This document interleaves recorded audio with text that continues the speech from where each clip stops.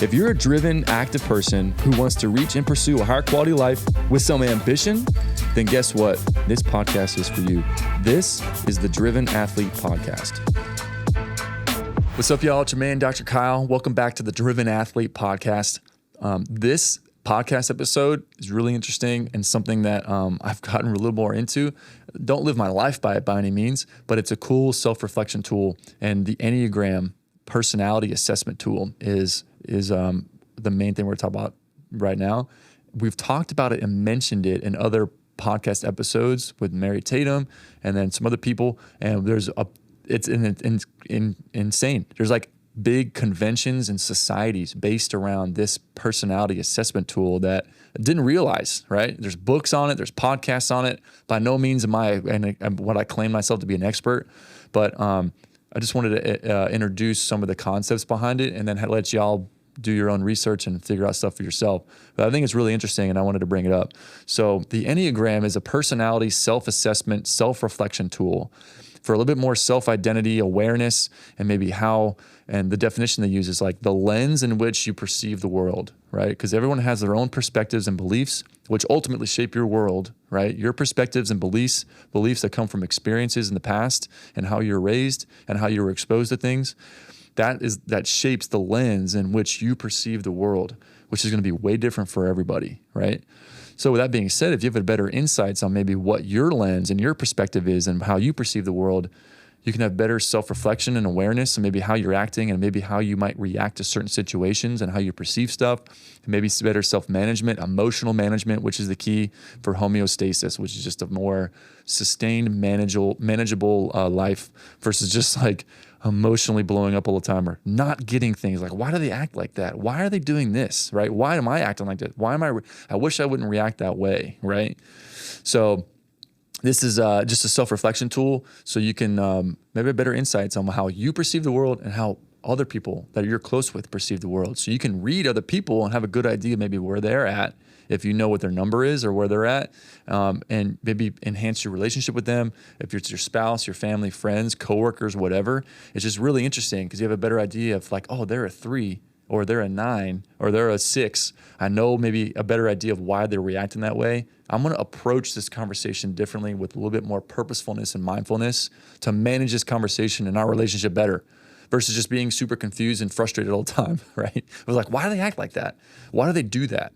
Why don't they see things the way I see it, right? We're just oil and water. We just don't mix, right? You can purposefully be better at managing that stuff and social relationships better. But anyway, so this is the Enneagram. All right. It represents like a circle and there's 9 personality types. All right. 1 through 9. 1 is the reformer. And they're more of like they want a good worldview, justice, the right way to do things, perfectionism. They're a perfectionist. So they can be kind of anxious or not great if people don't fit the same perfectionism, if they're sloppy, if they're late to meetings, and that's the reformer. 2 is the helper, and they're usually really compassionate and they just want to serve other people and really help people. All right.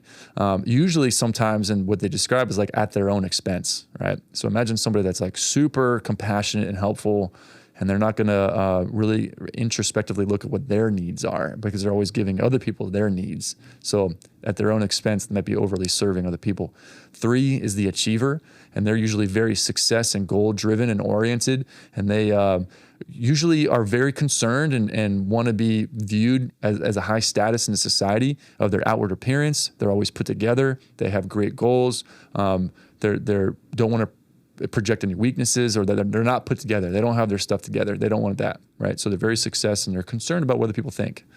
4s are the individualist and usually more artsy-fartsy and a little bit more design, artsy, and within their emotions, they're super complicated. They want to be perceived as complicated and that people can understand them. I think, right? And like I said, by no means am I an expert on this stuff. I'm just introducing this concept, and I would love to have Enneagram experts on here. We can deep dive in all this stuff a little bit more. 5 is the investigator. The investigator, usually very analytical, Excel spreadsheets, introverted, engineers, software engineers, researchers. The investigators, they're not super social butterflies usually, and more introverted, but super analytical and practical. 6s are the loyalist. They're usually a little bit more on the skeptical side. And if they're your friend and they trust you, it's trust and fear driven is my understanding. So they want security. They want to know all ramifications to make sure that everything's in place and like everything's safe, and that they trust you. And as soon as you break their trust, they're going to be skeptical for a long time, right? To get back into the trust circle is really hard. That's the loyalist.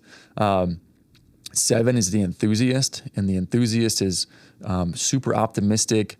They want to have fun-loving, happy-go-lucky, and they want to do a lot of variable things. They're usually a jack of all trades, but a master at none, which is still better than a master of one, by the way. That's the quote. So have you ever heard that quote before? The jack of all trades, but a master of none.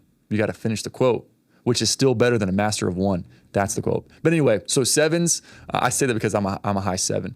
But 7s, they're the enthusiasts are super optimistic. They're super high energy. They want positivity. They reject pessimism, and it's like nails on a chalkboard. If people are just naturally negative all the time and bringing Debbie Downers and stuff, it's just always tough to manage. The other thing though, on their negative side is like if they're super high energy and they want to like do a lot of high variety of things, they might be starting a lot of projects and not finishing them, and then start another project and not finish that one. So they have a lot of unfinished projects that they have going on all at one time, and they really can't manage that stuff. So it may be a little bit more scatterbrained, and then like maybe not really the best at commitment. 8s are the challengers. They describe these people, they're usually more confrontational, domineering, super goal-driven. They're leaders, and they don't want to be told what to do, and their natural core desire is they don't want to be controlled. They want to have their own life under their own control. So they can be a little bit more aggressive and prickly on the edge, but then once you get to know them, they're usually a little bit softer. So they're described as like a Mack truck filled with marshmallows. That's usually, from what I've heard, an 8 being described as. And then 9s are the peacemaker. Peacemakers, from what they describe, is they have a perfect worldview, that they want things to be in harmony. They usually avoid confrontation. They don't like conflict. They usually retract and avoid that. So if there is a conflict, they might be retracting and withdrawing from confrontational situations. So if you have a more of a domineering personality, engaged a lot with a peacemaker type personality, the domineering one might be advancing more and more offensively to get a conversation going and just get to the bottom of it, whereas the peacemaker might retract to get more quiet and then withdraw even further, and then making the other person, the more domineering, want to advance even further. Like, why are you walking away? Why aren't you answering my questions? And then making the 9s even more concerned. But anyway, they're super empathetic, and they usually have a lot of a high capacity for understanding and want to help people too. So anyway, that's the gist of the Enneagram 9 personality types. And the visual they give is like in a circle, and they all kind of interconnect and correlate with each other in different ways. And it seems like there's a lot of versions of tests you can take, but what they seems like they describe is people ultimately choose what they think they are.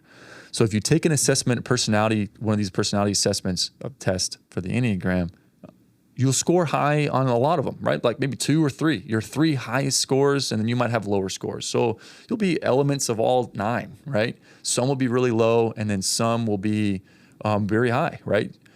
A lot of that can be determined on how you interpret each question that can skew your score. So you can take multiple tests, do it multiple times, maybe have loved ones give some insight. So maybe how do you think they should answer the question, just for a couple of them. But anyway, you score high on a lot of them, right? 2 or 3. So your 2 or 3 highest scores deep dive into what those personality types are. And then you ultimately choose what you are, right? Like, I think I'm this more than this one, right? I scored high on this, and I also scored high on that. If I interpreted one question each way, maybe a little bit differently, that could skew the results in a 4-point swing, which maybe this one higher. Does that make sense? And if you're between those two and you read them, like, I think I'm more this, right? You can have a loved one read the descriptions and be like, if you were to read this, which one do you think fits me more? Get their opinion and insights too. But ultimately, you pick your own. And it comes down to the decision being, what's your core desire and your core fear? Like, if someone's very success driven, right? They could be a 3, an 8, a 1, right?